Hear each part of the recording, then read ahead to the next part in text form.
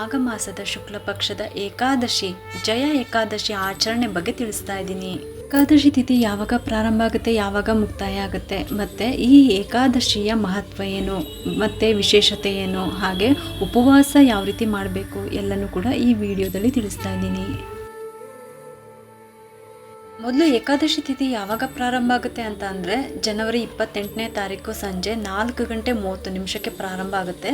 ಜನವರಿ 29ನೇ ತಾರೀಕು ಗುರುವಾರ ಮಧ್ಯಾಹ್ನ 2 ಗಂಟೆಗೆ ಮುಕ್ತಾಯ ಆಗುತ್ತೆ. ಮಾಘ ಮಾಸದ ಶುಕ್ಲ ಪಕ್ಷದ ಏಕಾದಶಿ ಜಯ ಏಕಾದಶಿ ನಾಳೆ 26ನೇ ತಾರೀಕು ಗುರುವಾರ ಇದೆ. ಈ ಏಕಾದಶಿಯ ಮಹತ್ವ ಏನು ಅಂತ ತಿಳಿಸ್ತಾ ಇದ್ದೀನಿ. ಶ್ರೀಕೃಷ್ಣ ಪರಮಾತ್ಮ ಹೇಳುವಂಥ ಏಕಾದಶಿ ಉಪವಾಸವನ್ನು ಮಾಡಿದ್ರೆ ಜನ್ಮ ಜನ್ಮಾಂತರದಲ್ಲಿ ನಾವು ಮಾಡಿದಂತಹ ಪಾಪಗಳು ಪರಿಹಾರವಾಗುತ್ತೆ. ಹಾಗೆ ಈ ಏಕಾದಶಿ ಆಚರಣೆಯಿಂದ ಮರಣದ ನಂತರ ಪಿಶಾಚಿ ಜನ್ಮ ಬರೋದಿಲ್ಲ ಅಂತ ಹೇಳ್ತಾರೆ. ಈ ಏಕಾದಶಿಯ ಫಲದಿಂದ ಮುಕ್ತಿಯನ್ನು ಪಡಿಬೋದು ಅಂತ ಹೇಳಿ ಭಗವಂತ ಹೇಳ್ತಾರೆ. ಪ್ರತಿಯೊಂದು ಏಕಾದಶಿಯ ಬಗ್ಗೆ ಶ್ರೀಕೃಷ್ಣ ಪರಮಾತ್ಮ ಧರ್ಮರಾಜನಿಗೆ ತಿಳಿಸ್ತಾ ಇರ್ತಾರೆ. ಮತ್ತೆ ಈ ಒಂದು ಜಯ ಏಕಾದಶಿಯ ವಿಶೇಷತೆ ಏನು ಅಂತ ಅಂದರೆ ಬ್ರಹ್ಮಹತ್ಯೆ ಪಾಪಾದಿಗಳು ಸಹ ಪರಿಹಾರ ಆಗುತ್ತೆ ಅಂತ ಹೇಳಲಾಗುತ್ತೆ. ಧರ್ಮರಾಯನಿಗೆ ಶ್ರೀಕೃಷ್ಣ ಪರಮಾತ್ಮ ಈ ಒಂದು ಏಕಾದಶಿಯ ಕಥೆಯನ್ನು ತಿಳಿಸ್ತಾ ಇದ್ದೀನಿ. ದೇವಲೋಕದಲ್ಲಿ ಒಮ್ಮೆ ಉತ್ಸವವನ್ನು ಆಯೋಜಿಸಿರ್ತಾರೆ. ಅದರಲ್ಲಿ ಎಲ್ಲರನ್ನೂ ಕೂಡ ಕರೆದಿರ್ತಾರೆ, ಅಂದರೆ ಆಹ್ವಾನ ಮಾಡಿರ್ತಾರೆ. ಗಂಧರ್ವದಿಂದ ನೃತ್ಯ ಮತ್ತು ಗಾಯನ ಕಾರ್ಯಕ್ರಮಗಳಿರುತ್ತೆ. ಋಷಿ ಮುನಿಗಳು ಹೋಗಿರ್ತಾರೆ. ಅಲ್ಲಿ ಆ ಸಮಯದಲ್ಲಿ ಒಬ್ಬ ನರ್ತಕಿ ಪುಷ್ಪವತಿ ಅಂತ ಹೇಳಿ ಅವಳು ಮಾಲ್ಯವಾನ್ ಎಂಬ ಗಂಧರ್ವವನ್ನು ಸೌಂದರ್ಯಕ್ಕೆ ಮನಸ್ಸಾಗಿ ಮಗ್ನರಾಗಿರ್ಬಿಡ್ತಾರೆ. ಅವರು ಬಂದ ಕಾರಣನೇ ಮರ್ತೋಗಿರ್ತಾರೆ. ಅಲ್ಲಿ ತನಕ ಋಷಿ ಮುನಿಗಳಿಗೆ ಇದನ್ನು ನೋಡಿಬಿಟ್ಟು ಕೋಪ ಬರುತ್ತೆ.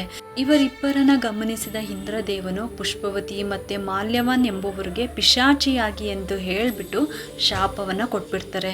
ನಾವು ಮಾಡಿದಂತಹ ತಪ್ಪಿಗೆ ಪಶ್ಚಾತ್ತಾಪ ಪಡ್ತಾರೆ. ಬಳಿಕ ಸಾಕಷ್ಟು ಬಾರಿ ಋಷಿ ಮುನಿಗಳ ಬಳಿ ಹೋಗ್ಬಿಟ್ಟು ಕ್ಷಮೆಯನ್ನು ಕೇಳ್ತಾರೆ. ನಂತರ ನಾರದರಿಗೆ ಹೇಳ್ತಾರೆ, ಮಾಘ ಮಾಸದ ಶುಕ್ಲ ಪಕ್ಷದ ಏಕಾದಶಿ ಅದು ಜಯ ಏಕಾದಶಿ. ಅದನ್ನು ನೀವು ಭಕ್ತಿಯಿಂದ ಶ್ರದ್ಧೆಯಿಂದ ಆಚರಣೆಯನ್ನು ಮಾಡ್ರಿ. ಭಗವಂತನ ವಿಷ್ಣುವನ್ನು ಧ್ಯಾನ ಮಾಡ್ರಿ. ಇದರಿಂದ ನಿಮಗೆ ಪಿಶಾಚಿ ಜನ್ಮ ಹೋಗ್ಬಿಟ್ಟು ಮುಕ್ತಿಯನ್ನು ಪಡಿತೀರಾ ಅಂತ ಹೇಳಿ ನಾರದರು ಹೇಳ್ತಾರೆ. ನಾರದರ ಒಂದು ಆ ಜಯಂತೆ ಅವರಿಬ್ಬರು ಅಂದರೆ ಪುಷ್ಪವತಿ ಮತ್ತು ಮಾಲ್ಯವಾನ್ ಇಬ್ಬರೂ ಸಹ ಈ ಒಂದು ಜಯ ಏಕಾದಶಿಯನ್ನು ಆಚರಣೆಯನ್ನು ಮಾಡ್ತಾರೆ. ಆ ಪಿಶಾಚಿ ಜನ್ಮದಿಂದ ಮುಕ್ತಿಯನ್ನು ಪಡೆದಿದ್ದಾರೆ ಅಂತ ಹೇಳ್ಬಿಟ್ಟು ನಾವು ಪುರಾಣದಲ್ಲಿ ತಿಳಿತೀವಿ. ಈ ರೀತಿಯಾಗಿ ಜಯ ಏಕಾದಶಿಯನ್ನು ಯಾರು ಭಕ್ತಿ ಶ್ರದ್ಧೆಯಿಂದ ಆಚರಣೆಯನ್ನು ಮಾಡ್ತಾರೆ ಅವರ ಇಷ್ಟಾರ್ಥಗಳು ಸಿದ್ಧಿಯಾಗುತ್ತೆ. ಹಾಗೆ ಮುಕ್ತಿಯೂ ಸಿಗುತ್ತೆ. ಹಾಗೆ ಪಾಪ ಕರ್ಮಗಳಿಂದ ಪರಿಹಾರ ಆಗುತ್ತೆ ಅಂತಲೇ ಹೇಳ್ಬೋದು. ಇಂತಹ ವಿಶೇಷವಾದಂತಹ ಜಯ ಏಕಾದಶಿ ಮಾಘ ಮಾಸದಲ್ಲಿ ನಾಳೆ ದಿವಸ ಬರ್ತಾ ಇದೆ. ಮತ್ತು ನಾಳೆ ಕೂಡ ಗುರುವಾರ ಏಕಾದಶಿ ಬಂದಿದೆ. ಜಯ ಏಕಾದಶಿಯನ್ನು ಆಚರಣೆಯನ್ನು ಮಾಡಿ ಅಂತ ಹೇಳ್ತೀನಿ. ಇನ್ನು 30ನೇ ತಾರೀಕು ಶುಕ್ರವಾರ ದ್ವಾದಶಿ ಆಚರಣೆ ಇರುತ್ತೆ. ಹಾಗೆ 6:55 ನಂತರ ಪಾರಾಯಣವನ್ನು ಮಾಡ್ಕೋಬೋದು. ಗುರುವಾರ ಜಯ ಏಕಾದಶಿ ಬಂದಿದೆ. ಇದನ್ನು ಭೀಷ್ಮ ಏಕಾದಶಿ ಅಂತಲೂ ಕೂಡ ಕರಿತೀವಿ. ಹೆಸರಿಗೆ ತಕ್ಕಂತೆ ಯಾರು ಈ ಏಕಾದಶಿಯನ್ನು ಶ್ರದ್ಧಾ ಭಕ್ತಿಯಿಂದ ಆಚರಣೆ ಮಾಡ್ತಾರೋ ಅಂಥವರು ಪ್ರತಿಯೊಂದು ಕೆಲಸದಲ್ಲೂ ಕೂಡ ಜಯ ಸಿಗುತ್ತೆ ಅನ್ನೋ ಒಂದು ಈ ಏಕಾದಶಿಯ ವಿಶೇಷತೆ. ಹಾಗೆ ಜಯ ಏಕಾದಶಿ ಉಪವಾಸವನ್ನು ಆಚರಣೆ ಮಾಡೋದ್ರಿಂದ ಹಿಂದಿನ ಜನ್ಮದಲ್ಲಿ ಅಥವಾ ಜನ್ಮಾಂತರದ ಕರ್ಮಗಳಿಂದ ಕೂಡ ಮುಕ್ತಿ ಸಿಗುತ್ತೆ. ಅಲ್ಲದೆ ಭೂತ ಪ್ರೇತ ಪಿಶಾಚಿಗಳಂತಹ ದುಷ್ಟಶಕ್ತಿಗಳಿಂದ ವಿಮೋಚನೆ ಸಿಗುತ್ತೆ. ಹಿಂದಿನ ಜನ್ಮದಲ್ಲಿ ನಾವೇನು ತಪ್ಪು ಮಾಡಿರ್ತೀವೋ ಅಥವಾ ಏನಾಗಿ ನಾವು ಜನ್ಮ ಪಡ್ಕೊಂಡಿರ್ತೀವೋ ಅಂತ ಗೊತ್ತಿರೋದಿಲ್ಲ. ಅದರ ಕರ್ಮ ಫಲವನ್ನು ಈ ಜನ್ಮದಲ್ಲಿ ನಾವು ಅನುಭವಿಸ್ತಾ ಇರ್ತೀವಿ. ಕೆಲವರು ಒಳ್ಳೆ ಫಲವನ್ನು ಅನುಭವಿಸ್ತಾ ಇರ್ತಾರೆ. ಇನ್ನು ಕೆಲವರು ತುಂಬ ಕಷ್ಟ ಕಾರ್ಪಣ್ಯಗಳನ್ನು ಅನುಭವಿಸ್ತಾ ಇರ್ತೀವಿ. ಅದನ್ನೆಲ್ಲ ಪರಿಹಾರ ಮಾಡ್ಕೊಳ್ಳೋದಕ್ಕೋಸ್ಕರ ಭಗವಂತ ನಮಗೆ ಕೊಟ್ಟಿರುವಂಥ ಒಂದು ಒಳ್ಳೆ ಅವಕಾಶ ಅಂತಲೇ ತಿಳ್ಕೊಬೇಕು. ನಾವು ಹುಟ್ಟುವಾಗ್ಲೇ ಯಾರು ಏನಾಗಬೇಕು ಏನೆಲ್ಲ ಅನುಭವಿಸ್ಬೇಕು ಅಂತ ಆ ಭಗವಂತ ಬರೆದ್ಬಿಟ್ಟು ಕಳಿಸಿರ್ತಾರೆ ಅಂತ ಹಿರಿಯರು ಹೇಳ್ತಾ ಇರ್ತಾರೆ. ಆದರೆ ಅಂಥ ಹಣೆ ಬರಹವನ್ನು ಕೂಡ ಬದಲಾಯಿಸುವ ಅವಕಾಶ ಅಂತಲೇ ತಿಳ್ಕೊಬೇಕು.